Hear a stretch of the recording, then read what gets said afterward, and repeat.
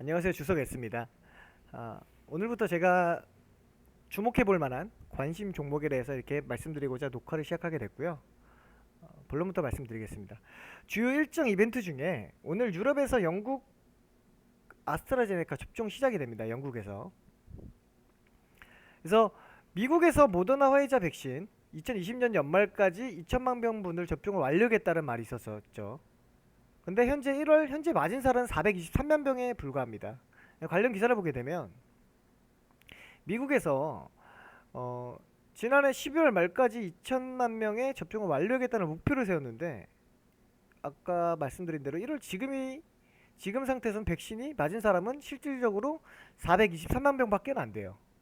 근데 여기서 이제 그 이유에 대해서 한번 생각해 볼 수 있겠는데 일단은 모더나 같은 경우에는 6개월 이상을 보관을 해야 실질적으로 배송이 가능하다고 봅니다. 물론 더 빨리 배송될 수도 있겠지만 여기 2도 5도라고도 돼 있는데 이게 이제 이 상태에서 보관이 된다고 하는 거고 실질적으로 배송이 되려면 20도 이상 영하 20도에서 배송이 되어야 한다고 합니다. 화이자 같은 경우에는 영하 70도이고요.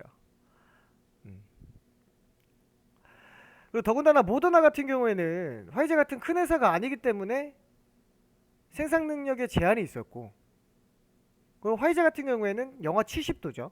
콜드체인이 없으면 배송 자체가 안 돼요. 개발하는 한들. 그래서 이런 어려움과 부담이 있었기 때문에 아까 말씀드렸던 2천만 병분을 접종 완료했다는 그런 목표로 이루지 못하고 지금 423만 병밖에 맞지를 못한 겁니다. 그래서 관련해서 기사를 보게 되면 여러 이슈들이 많죠. 영국에서 지금 뭐 변종 바이러스다 뭐다 해서 지금 난리죠. 이게 뭐 이런 괴담들이 많이 나오고 있는데 뭐 코로나 백신을 맞으면 안면마비의 증상이 온다. 코로나19 백신을 맞으면 불임을 유발한다. 백신이 유전자 변이를 일으킬 수 있다는데 미국에서 코로나19 백신을 맞은 간호사가 정말 사망을 했나요? 사실 이건 유언비어라고 다 말을 하고 이거에 대한 반박을 하고 있죠. 실질적으로 어떻게 됐는지는 거기 가보지 않는 이상 이 기사로서밖에 못 보기 때문에. 근데 이런 기사들이 이제 그러니까 중요하게 생각해야 될 팩트는 이런 기사들이 나오는 게 부작용에 대한 그런 우려 섞인 그런 걱정들이 있기 때문에 이런 기사가 이슈화되고 계속 나오는 거 아닐까라는 생각을 해봅니다. 그리고 모더나 같은 경우에는요. 아무래도 이게 지금 백신 자체가 많이 투약이 되지 않았기 때문에 목표한 것보다 여기 기사를 보게 되면 접종자 수를 끌어올리려고 절반 투여를 검토하고 있답니다. 그러니까 원래 기존 투약했던 그거에서 절반만 투약해서 더 많은 사람들을 투약한다는 말인 거죠.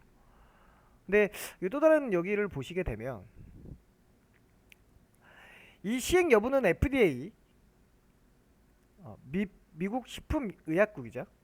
여기서 이제 어떻게 할 거냐에 따라서 뭐 달라지겠지만 아직 이거에 대한 접종자 수 그러니까 말 그대로 이거를 줄여서 접종을 했을 때 효과에 대한 타당성을 검토할 데이터가 부족하다면 부정적인 반응을 보인다고 이렇게 말이 나와 있죠. 그죠?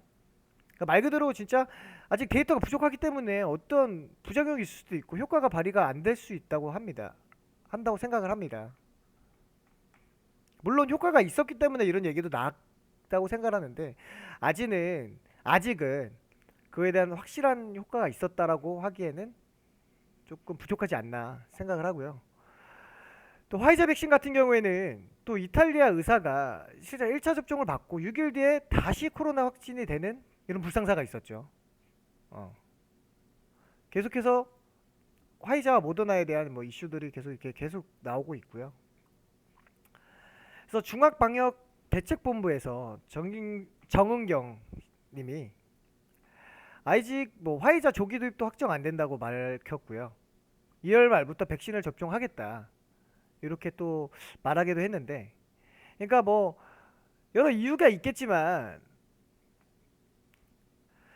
이 추진되는 이게 이제 뭐 들여오는 추진되는 중이라면서 계속 성사 가능성이 높다고만 밝히고 실질적으로 백신이 들어오는 거는 아직 계속 늦춰지고 있어요. 그죠? 벌써 개발이 됐으면 벌써 저희가 백신을 맞고 있어야 되지 않는 이런 물론 그 백신에 대한 안전성 우려 때문에 조금 늦어지는 걸 수도 있는데 우선적으로 이런 기사가 있었고 반대로 이제 아까 방금 말씀드린 모더나 화이자와 다르게 아스트라제네카는 상온 유통이 가능합니다. 그리고 가격도 이 둘 중에 제일 저렴하고요.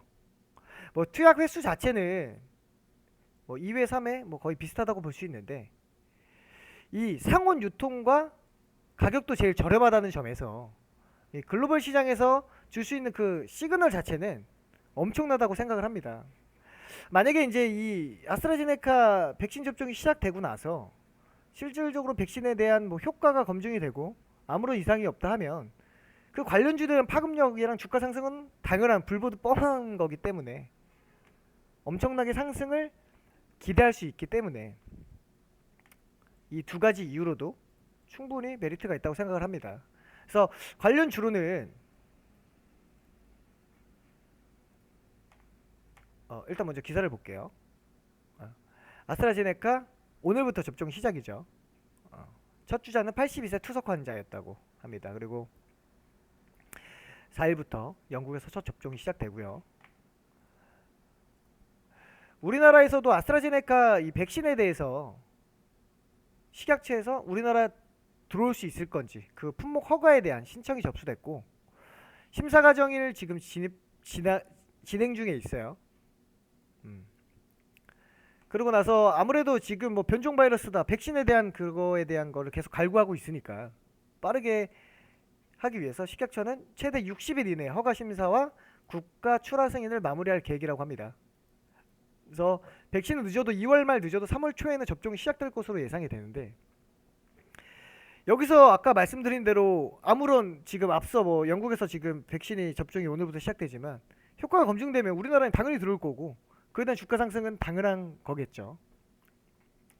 그래서 관련 주로 진맥트리스, 캐몬, SK케미칼, 에이프로바이오, AB프로바이오, 유나이트 제약 이렇게 말씀을 드리려고 하는데요. 일단 먼저 유나이트 제약은 관련이 없는 주로 좀 밝혀지면서 제가 이제 종목 하나하나 말씀드리면서 이것도 이따 말씀드리겠습니다. 일단은 제가 이 아스트라제네카에 대한 종목들을 추천드리는 이유는 앞서 말씀드린 요 상온 유통이나 가격도 제일 저렴하다는 그리고 이 백신을 맞아서 효과가 괜찮을 거라는 그런 모멘텀이 있기 때문에 추천을 드리는 거고 화이자, 모더나 백신주와는 다른 그 관련주와는 다른 양상을 보일 것이기 때문에 이게 추천을 드리는 겁니다. 차트로 돌아와서 우선 진매트릭스 같은 경우에는 먼저 아스트라제네카에 대한 그 만들어진 그걸 먼저 말씀드릴게요. 저도 이걸 알아보면서 처음 알게 된 사실이라 그러니까 아스트라제네카 하면 아스트라제네카지 뭐 어떻게 만들어졌는지는 모르지 않습니까? 뭐 아는 분도 계시겠지만 그러니까 알아보니까 스웨덴의 아스트라라는 회사가 있었는데 영국의 제네카 그룹이 1999년 같이 합병을 하면서 탄생된 제약회사라고 합니다. 그래서 의약품 연구 개발, 그 제조 판매업을 계속해서 했던 전문 기업이고요. 그래서 아스트라제네카 이렇게 불리게 된 겁니다. 다시 종목 이야기 진맥트릭스로 들어와서 진맥트릭스 같은 경우에는 아스트라제네카 직접적인 연관은 없는데 이 백시텍의 지분을 약 5% 정도 소유하고 있어서 관련주로 불리게 됐었습니다. 여기서 백시텍이란 영국의 옥스퍼드 대학교에서 분리 설립된 회사인데요. 아스트라제네카 백신 개발을 위해서 영국의 옥스퍼드 대학과 공동 개발을 진행을 했는데 아스트라제네카가 근데 여기에 백시텍이 이 연구에 참여를 했기 때문에 관련주로 불리게 됐었습니다. 그래서 최근에 뭐 진맥트릭스가 이 백시텍과 MOU라는 걸 체결했는데 이게 양해각서입니다. 메모리엔덤 오브 언더스탠딩이라고 해서 MOU라고 불리죠. 이런 간전 사전적인 의미로 말씀드리면 국가 간의 외교 고섭으로 서로 양해된 내용을 확인, 기록하기 위해서 정식 계약 체결에 앞서 작성하거나 계약 체결 후 후속 조치를 위해 문서로 작성하는 합의. 말 그대로 같이 한다는 거죠. 그런 이슈 때문에 주가가 이제 이렇게 상승하는 모습을 보였었는데 차트를 보게 되면 이게 주가 상승이 11월 18일 날 일단 거래량이 엄청나게 나왔죠. 이후에 주가 상승 11월 20일 날 최고치를 찍고 다시 하락하는 모습. 주가는 영원한 상승 없고 영원한 하락 없기 때문에 주가는 등락을 한다는 건 뭐 여러분 다 알고 있을 겁니다. 그래서 일단 여기서 중요한 포인트는 거래량을 발생을 했고 이후에 거래량이 크게 없어요. 그러면 이때 매수했던 사람들은 아직 매도를 하지 않고 있다는 말이 되는 거거든요. 그러면 이후에 배당락 이후에도 주가가 크게 빠르지 않고 이 메이저 라인 위에 있는 사실로 봤을 때 진입을 해도 충분히 이 아스트라제네카에 대한 효과 검증이 되면 충분히 상승할 수 있는 여력이 있다고. 그런 기기에 대한 모멘텀 때문이라도 주가 상승 여력이 있다. 그래서 관심 종목으로 둡니다. 그래서 저는 진입한다면 이 메이저 라인 여기까지는 주가가 빠질 수 있다고 생각을 하고, 물론 이 안에서 이렇게 포인트를 나눠서 분할 매수로 진입을 하겠죠. 그래서 대응을 할 것 같습니다. 다음으로 넘어가서 SK케미칼 같은 경우에는 이것도 앞서 말씀드린 진메틱스랑 마찬가지로 직접적인 관련은 없는데 자회사인 SK바이오사이언스가 아스트라제네카 코로나 백신의 CMO라는 건 위탁 생산이죠. 위탁 생산 계약을 맺었기 때문에 관련주로 불리게 됩니다. 그래서 당시 뭐 작년 8월 10일 날에도 뭐 이렇게 주가 상승 보이고 이후에도 뭐 이렇게 양봉이 보이면서 이 관련주로 계속 이슈화되면서 상승되는 모습을 볼 수 있는데요. 이 이후에 그러니까 사실 SK케미칼 같은 경우에는 이 아스트라제네카 대장주라고도 불렸었죠. 그래서 여기 보면 이 평이 쭉 이렇게 정배열 모습 보이다 갑자기 여기 데드크로스 나오면서 주가가 이 평이 꼬이면서 여기 지금 수렴되어 있는 모습을 볼 수 있고, 배당락 이후에 주가 하락이 크게 없었어요. 그죠? 그러면은 뭐 진입 위치 자체는 뭐 개개마다 다 다르겠지만 저는 최근 저점으로 잡고 시가가 어떻게 형성이 되느냐에 따라서 다르겠지만 일단은 손절가는 여건이 보고 이후에 여기서 섹터를 나눠서 이렇게 구분해서 분할 매수 들어가려고 합니다. 이 이후에 충분히 이 평 자체가 정별로 되면서 여기 메이저 라인은 충분히 상승할 수 있다고 보고, 또 아까 말씀드렸던 호재 아스트라제네카가 효과가 검증이 되면 주가 상승은 무조건이기 때문에 진입해보려 합니다. 다음으로는 에이프로바이오인데요.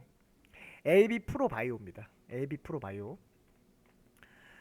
AB프로바이오 같은 경우에는 아스트라제네카의 자회사인 매드이뮨과 AB메드라는 합작 범인을 설립한 이력으로 관련주로 불리게 됩니다. 여기서 제가 이제 공부하면서 알게 된 건데, 그러니까 SV 인베스트먼트 이뮨메드랑 헷갈리면 안 됩니다. 그러니까 SV 인베스트먼트 이뮨메드 이거는 SVF라고 해서 러시아 임상 이상 승인을 받았던 진단 키트. 그러니까 작년 10월에 상한가를 갔던 요 이슈 때문에 상한가를 갔던 거고요. 요거는 매드이뮨. 그러니까 저만 헷갈릴 수도 있는데 매드이뮨과 이뮨메드는 다르다, 이렇게 생각하시면 됩니다. 다시 차트를 보면 마찬가지입니다. 이게 이제 합작 법인을 설립한 이력으로 아스트라제네카 자회사인 매드이뮨과 AB메드라는 합작 법인을 설립한 이력으로 관련주로 주목되면서 이게 상한가를 기록했던 거고요. 11월 26일날 최고가를 갱신하고 이후에 주가가 하락을 모습 보이면서 배당락 이후 지금 현재 1810원에 있는 모습을 볼 수가 있습니다. 진입했을 경우 최근에 저점 여기까지 빠질 수 있다고 보고 진입할 예정이고, 사실 이것도 마찬가지예요. 거래량이 터졌는데 그 이후에 거래량이 크게 나오지 않았기 때문에 충분히 상승할 수 있는 여력이 있다. 그리고 호재에 의해서도 상승할 수 있는 여력이 있다 보고 진입할 예정입니다. 이 진입한다는 거는 저는 진입한다지만 관심 종목이기 때문에 선택은 여러분들이 하시면 될 것 같고요. 그리고 캐몬이라는 종목입니다. 캐몬은 비임상 연구업체인데요. SK바이오 사이언스에서 아스트라제네카 백신 연구를 맡겼었죠. 그래서 캐몬에서 이 비임상 연구업체이기 때문에 이걸 위탁받아서 비임상 동물 실험으로 연구를 했기 때문에 관련주로 주목을 받았었습니다. 이게 밝혀지면서 11월 3일날 상한가를 갔던 적도 있고요. 이후에 주가 상승은 계속 이루어지다가 11월 19일날 최고가를 찍고 다시 주가가 조정 주는 모습이고, 이 평 자체가 정배열이었는데 여기네요. 11월 25일날 이후 여기 11월 26일 데드크로스 나면서 다시 주가가 하락하는 모습. 배당락 이후에도 주가가 뭐 이렇게 떨어진 건 없어요. 주가가 앞서 말씀드린 AB 프로 바이오랑 마찬가지로 진입해 볼 만한 종목이라 생각합니다. 그래서 최근 저점, 사실 이게 데이 트레이닝을 해서 바로바로 이게 대응할 수 없다고 생각하고 그냥 살짝은 스윙으로 보고 있는데요. 일단은 어차피 이 아스트라제네카에 대한 효과 검증이 나와야 되기 때문에 뭐 즉각적으로 주가가 상승한다고는 볼 수는 없죠. 그 효과에 대한 게 정말 효과가 있다 이런 이슈가 나오면, 이런 호재가 나오면 분명히 상승할 거라고 보고 일단 들고 있을 예정입니다. 그래서 지금은 거래량이 크게 없는 걸로 봐서는 이 이후에 호재나 그런 거에 대해서 주가 상승되지 않을까 해서 진입할 예정입니다. 그리고 마지막으로 유나이티드 제약, 아까 말씀드린다 했던 거는 이 유나이티드 제약이 신비코드 터벨러라는 그 천식 치료제를 개발한 기업입니다. 근데 이게 아스트라제네카한테 이 성분, 이 개발한 거를 공급하고 있었는데, 아스트라제네카는 또 이걸 가지고 천식 치료제죠. 이 치료제를 가지고 코로나 백신을 개발한 적이 있어요. 그래서 주가가 상한가를 갔던 적이 있었습니다. 이게 근데 이후에 사실 뭐 현재죠. 현재 유나이티드 제약은 아스트라제네카는 아무런 관련이 없다라는 주로 밝혀졌는데, 그 과거에 이제 아스트라제네카에서 이 천식 치료제 신비코드 터벨러라는 이 천식 치료제를 가지고 그 코로나 치료제를 만들었다는 그 이슈만으로도 관련주로, 그 이력 때문에 관련주로 계속 주목받고 있는 것 같아요. 그래서 차트를 보시게 되면 배당락 이후에 주가 하락이 크게 없었고, 지금 단기 이평선이 장기 이평선 위에 있고, 완벽한 정배열은 아니지만 또 충분히 거래량이 충분히 있었고 이후에 충분히 또 상승할 수 있다고 생각을 합니다. 뭐 앞서 말씀드린 진매트릭스, SK케미칼, A프로바이오, AB프로바이오, 캐몬과는 관련주라고는 할 수는 없지만 그래도 과거 이력이 있고 충분히 아스트라제네카의 관련주들이 갈 때 같이 갈 수 있지 않을까 해서 이것도 관심 종목으로 두려고 합니다. 그래서 이렇게 총 5가지 종목들을 말씀을 드렸는데요. 사실 투자의 참고 자료로 생각해 주시고, 첫 녹화다 보니까 아직 부족한 점이 많았는데 앞으로 좀 많이 노력해서 여러분들한테 좀 도움될 만한 내용들을 전달할 수 있는 그런 주석 S가 되도록 노력하겠습니다. 들어주셔서 감사합니다. 감사합니다.